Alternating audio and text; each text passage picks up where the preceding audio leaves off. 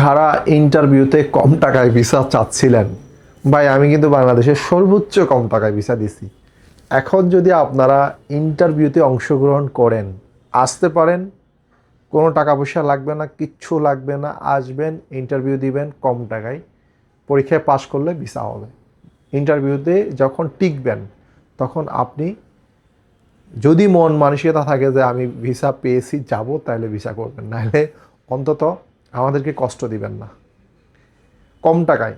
Secondly হচ্ছে যে আপনারা ইন্টারভিউ দিবেন না, ইন্টারভিউ ছাড়া যাবেন, সেক্ষেত্রে আমাদের প্রায় 15 থেকে 20টি কোম্পানি, ব্র্যান্ডেড কোম্পানি আছে যেগুলো আমরা নাম প্রকাশ করতেছি না, রেখে দিছি, আমাদের সার্কুলার আছে, জেনে নেবেন। এবং এই কম টাকায় যারা ইন্টারভিউতে পাস করবেন না তাদের জন্য সামান্য টাকা বেশি খরচ করলে ভিসা হবে। ঠিক আছে, আমরা যে কাজগুলো চলমান করি সেটি হচ্ছে, সৌদি আরব হচ্ছে সবচেয়ে বড় শ্রম বাজার, অনেক বড় একটা দেশ, এটার বিকল্প শ্রম বাজার কোনোদিন হবে না। একটা সময় সৌদি আরব মানুষ 7 লাখ 8 লাখ টাকায় যেত।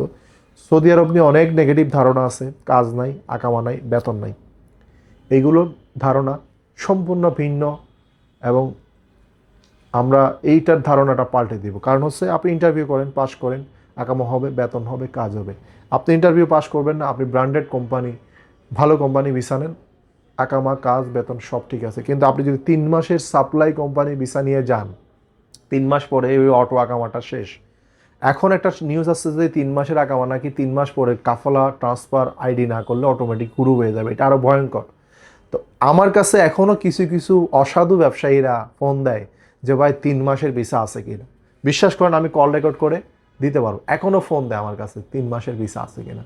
ভাই আমার খুবই কষ্ট লাগে, এই মানুষগুলো কি কোনোদিন ভালো হবে না? এই গরিব মানুষগুলো, অসহায় মানুষগুলোকে 3 মাসের ভিসা নিয়ে ওখানে ফেলে দিবে? এদের কি কোনো মনুষ্যত্ব নাই? এখনও খুঁজে।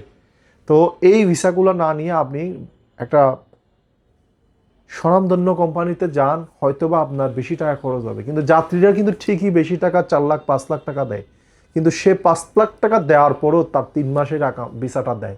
এর চেয়ে বড় কষ্ট আর নাই, কারণ এত টাকা লাগে না।